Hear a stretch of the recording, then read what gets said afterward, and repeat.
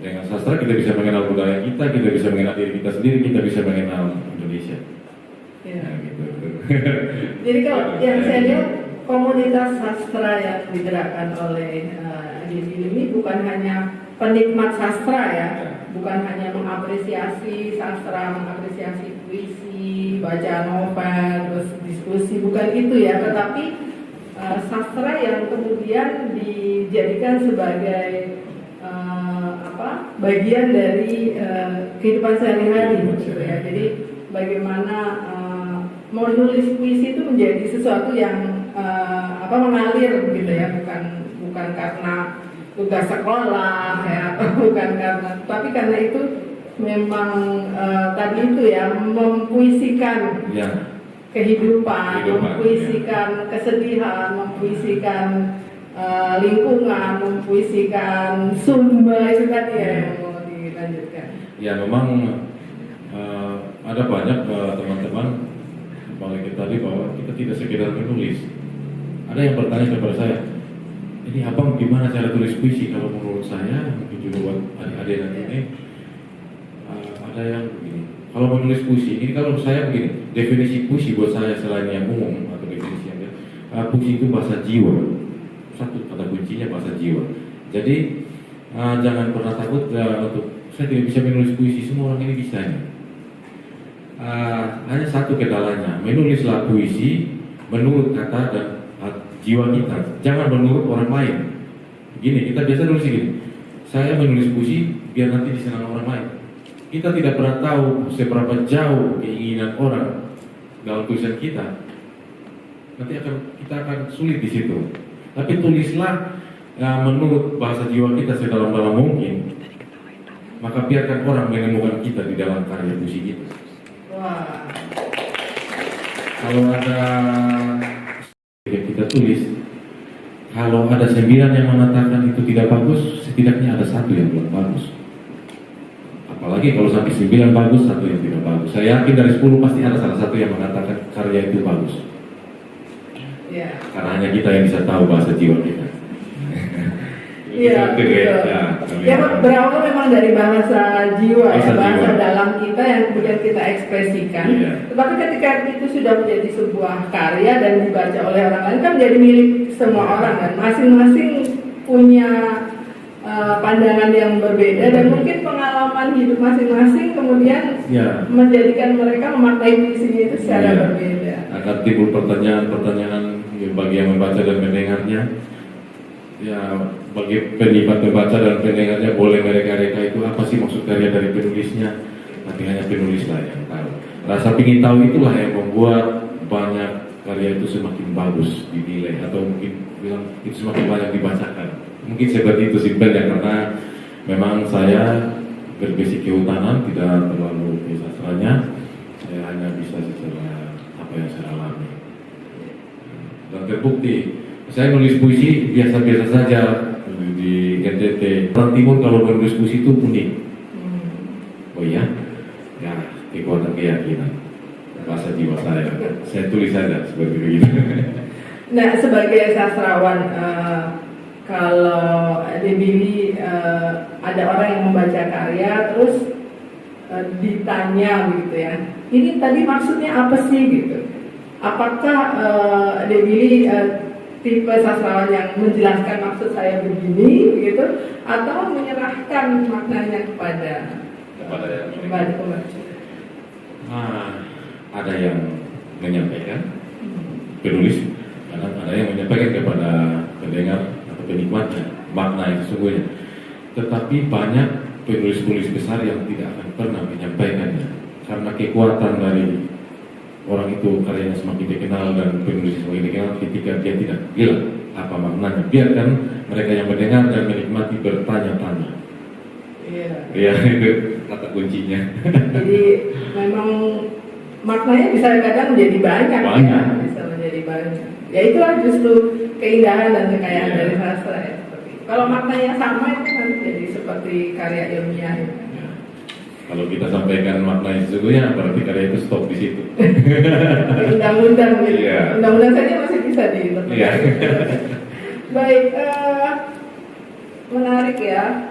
Yang ketiga, yaitu tadi kan sastrawan sudah, penggiat sastra dan budaya, sekarang aktivis lingkungan. Kenapa kemudian memilih ke situ, dan gurindamnya pun kemudian juga ke arah alam begitu? Ya, sesungguhnya dasar saya itu pecinta alam. Dulu waktu kuliah Atma Jaya ambil arsitek gitu sama orang tua, tidak kehutanan gitu. Karena sejak kecil sudah berkecimpung sama orang-orang pedalaman gitu. Keluarga juga, keluarga besar tuh di pedalaman. Jadi pada dasarnya udah basicnya di situ. Terus lulus tes jadi Polhut tahun 2011, 2015 amanah tadi. Bagaimana kalau sastra itu saya rubah, dari lingkungan itu saya rubah ke seni puisi dan gurindam. Jadi sebenarnya puisi dan gurindam itu adalah media saya untuk mengkampanyekan peduli hutan dan alam. Alat bagi saya. Karena itu yang paling bisa masuk membentuk karakter generasi-generasi ke depan. Jadi alat jembatan. Jadi memang ini seperti sastra yang aktif ya, sastra yang terlibat ya. Jadi menggunakan sastra sebagai media. Untuk menyampaikan ide atau gagasan. Gagasan moral. Baik, banyak sekali yang ingin saya tanyakan. Ada dua hal lagi. Nah, yang berikutnya adalah sebagai seorang sastrawan, bagaimana cara Debbie mendapatkan inspirasi untuk membuat gurindam gitu, ya. Kan ada yang cara setiap sastrawan berbeda-beda. Kalau Debbie bagaimana mendapatkan inspirasi atau ide atau apa ini yang bisa ditulis itu dari mana? Pengalaman saya sejauh ini setiap karya itu tidak secepat itu saya menulisnya. Mungkin satu karya nanti beberapa bulan lagi. Ada juga yang cepat, hampir setiap hari ada terus karyanya. Tetapi bagi saya sebenarnya kalau orang yang berbicara puisi, baik juga gurindam atau karya, itu biasanya orang-orang yang menapaki jalan-jalan sunyi. Biasanya orang-orang yang sangat peduli dengan lingkungan sekitarnya, kepekaannya itu sensitif dengan lingkungan sekitar. Nah, ketika sensitif itu dengan sendirinya alam atau kondisi setempat itu mengirimkan sinyal ke dalam imajinasi kita. Nah, tiba-tiba kita berpikir, nih ya, menarik ini dia kan. Kata-kata itu keluar dengan sendirinya, dari jiwa itu keluar dengan sendirinya, apa yang kita alami. Makanya tadi kembali pada rumus dasarnya bahwa apapun segala bentuk dugaan-dugaan ataupun prediksi dari pendengar penulis tentang makna puisi, hanya penulislah yang tahu. Nah, jadi kita tuh, makanya kebanyakan teman-teman ini menulis puisi, nanti kalau saya tulis kata-kata yang ini di sana suka nggak ya? Itu gagal ya, gagal. Yeah. Saya yakin gagal. Gagal 50% sampai 70% itu gagal menulis puisi. Tapi biarkan saja, tulis saja sesuai suasana kita, menangkap peristiwa-peristiwa sekitar yang ada, tuangkan dalam jiwa, tulis saja. Nanti setelah tulis baru selesai itu baru nanti editnya. Usahakan puisi, ada puisi prosa, narasi, usahakan jangan terlalu banyak memakai kata-kata bantu yang singkat mungkin supaya lebih enak didengar, supaya makin banyak pertanyaan. Makin ambigu ya. Iya. Iya. Kalau pengalaman saya menulis puisi itu begitu sudah selesai, kemudian saya analisis, jadinya ya kok ini saya kelihatan jadi sepertinya cengeng, ya kok ini kelihatan saya jadinya kurang. Jadi akhirnya nggak jadi malah takut sendiri gitu. Ya. Jadi dia sendirinya akhirnya ya tidak tulus ya membuat puisinya, jadi takut. Tulus ya. Jadi memang puisi itu memang harus ya sudah begitu keluar ya sudah, itu kan memang sesaat ya, emosi atau pengalaman batin yang kemudian dikeluarkan. Kalau kemudian dianalisis lagi kebiasaan itu ya, jadi dosen itu ya semua dianalisis, jadi agak jadi kumpulan puisi. Ya itu tadi yang seperti saya bilang bahwa ketika kita menulis sudah selesai, apa kata orang-orang, apa kata mereka, ya, atau pada pacar kita mungkin ada ya yang coba pacar gitu ya. aduh saya tulis buat pacar saya apakah suka atau tidak. Jangan pernah mengatakan itu. Kalau sampai begitu waktu saat menulis, saya yakin puisinya gagal. Iya. Ada yang suka nulis puisi nggak? Ada yang suka mungkin? Iya. Jadi tulis saja menurut kita, biarkan pendengar dan penikmatnya mencari dan menemukan kita dalam karya puisi kita. Iya. Oke, baik. Ya. Oh, satu hal lagi. Atau nanti sudah tanya jawab. Mungkin sekarang kita tanya jawab dulu ya, masuk ke segmen kedua, yaitu tanya jawab. Apakah ada yang ingin bertanya? Dikira pertanyaan pertama. Nanti bisa dapat door prize ya. Iya. Silakan. Tanya ada kuisnya. Oke, terdengar ya. Baik, perkenalkan nama saya Vivi. Saya dari S3 Ilmu Sastra angkatan 2021. Mungkin ini semacam penasaran saya saja begitu ya, tadi ketika mendengar Gurindam ternyata terjawab ya, karena Arifan Nur gitu ya. Lalu saya tuh selalu bertanya, mungkin beda tempat, tapi saya pernah dengar satu lagu itu dari Alor begitu ya, yang Silang Hari gitu ya itu. Nah itu saya, pertanyaan saya gini, selama ini ketika persepsi kita semua terhadap Sumba itu kan satu daerah yang begitu seksi begitu dengan budaya-budayanya begitu ya. Apakah ada memang semacam akar budaya di sana bahwa segala hal itu dikaitkan dengan, mungkin kalau saya sebut alam dengan kehidupan itu sudah sangat lekat, mungkin melalui cerita-cerita rakyat yang tadi mungkin jadi inspirasi Gurindam Alor, karena saking sebenarnya lekatnya kehidupan dengan alam itu terintegrasi dengan mungkin tadi ya kayak dalam bentuk lagu, syair, puisi. Kalau ini yang unik tadi katanya Gurindam yang biasanya selalu lekat dengan Melayu, ini dengan Sumba gitu. Jadi pertanyaan saya tadi balik lagi, apa memang sekuat itu, sedasar itu pengaruh alam mungkin melalui cerita-cerita yang dikembangkan sejak kecil, makanya tadi ada Sakulawanu gitu. Mungkin itu pertanyaannya. Langsung dijawab atau dulu ya?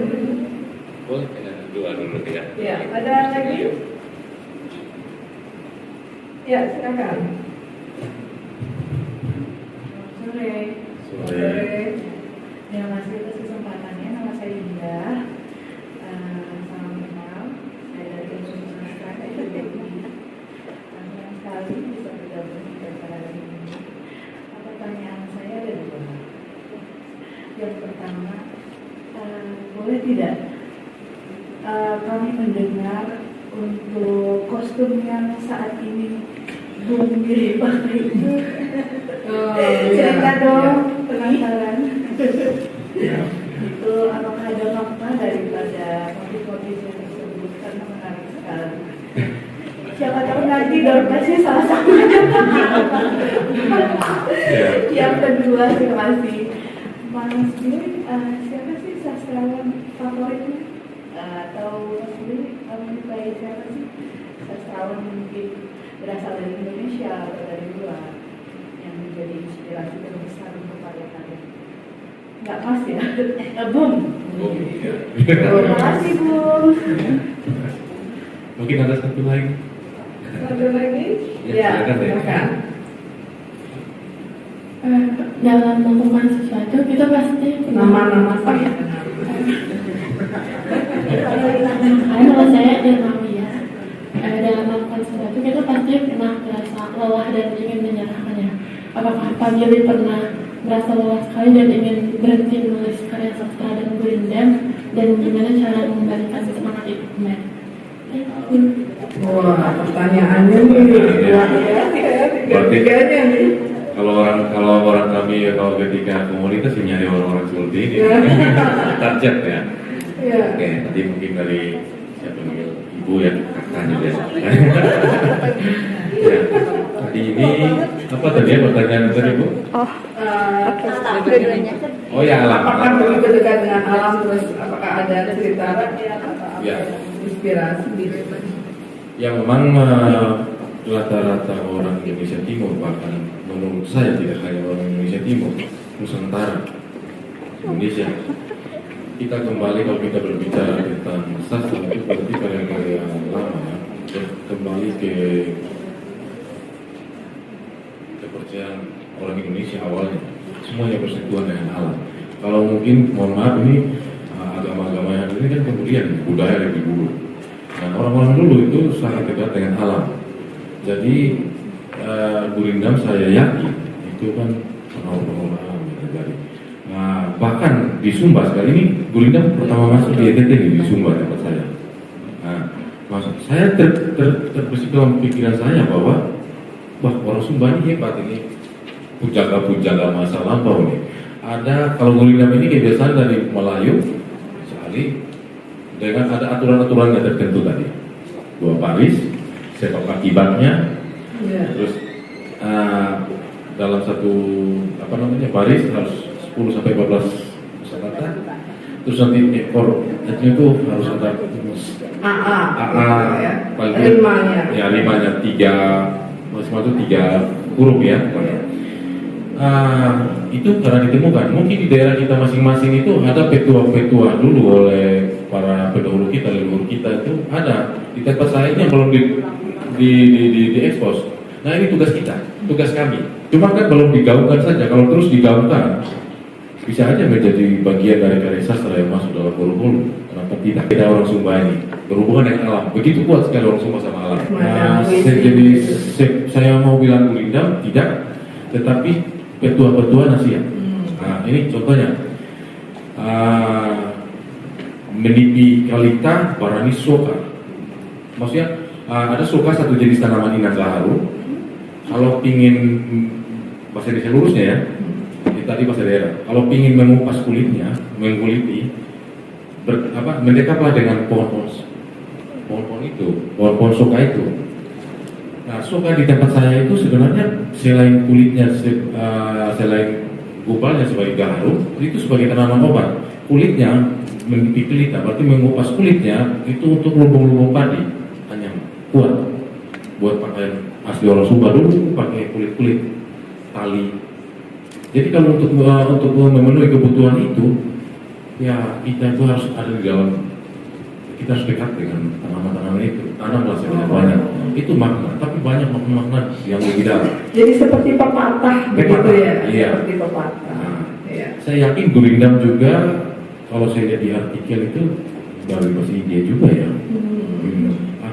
Saya yakin itu karena ada yang mempopulerkan, mengangkatnya.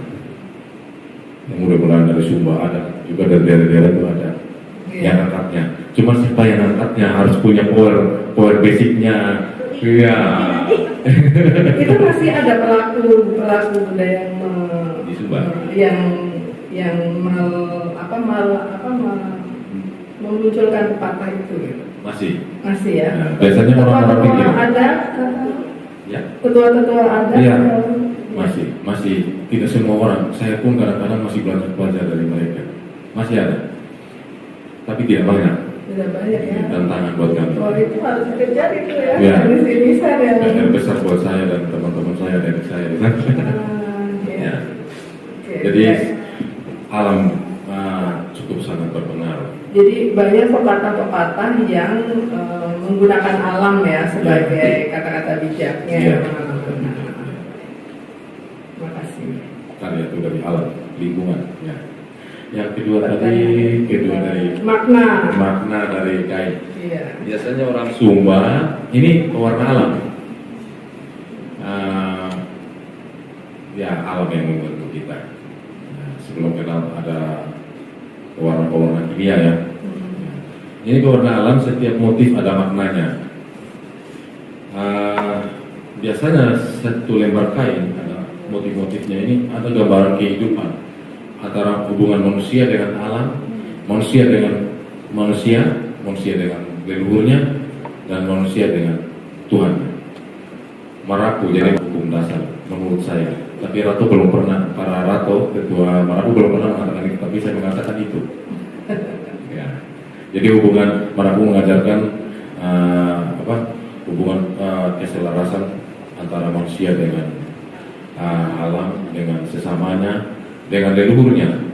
Mungkin Ibu Deka tahu telah di Sumba. Orang Sumba itu masih bisa berbicara dengan leluhur yang sudah meninggal. Kami yakin ada. Saya pun kalau sebelum ke Jakarta, saya selain sama Tuhan, saya menyimpan inang di sana. Untuk saya bisa menyesuaikan keadaan sini. Dan saya yakin leluhur saya ada di CPD ini. Grogi loh saya sama orang sastra ini. Kalau bisa ngomongin, saya yakin selain Tuhan, leluhur saya ada. Ada. Jadi gambaran kehidupan antara Tuhan alam dan sesama digambarkan semua dalam motif. Tapi berbeda-beda, setiap suku berbeda-beda. Ini maknanya beda, ini kan motifnya lain lagi beda.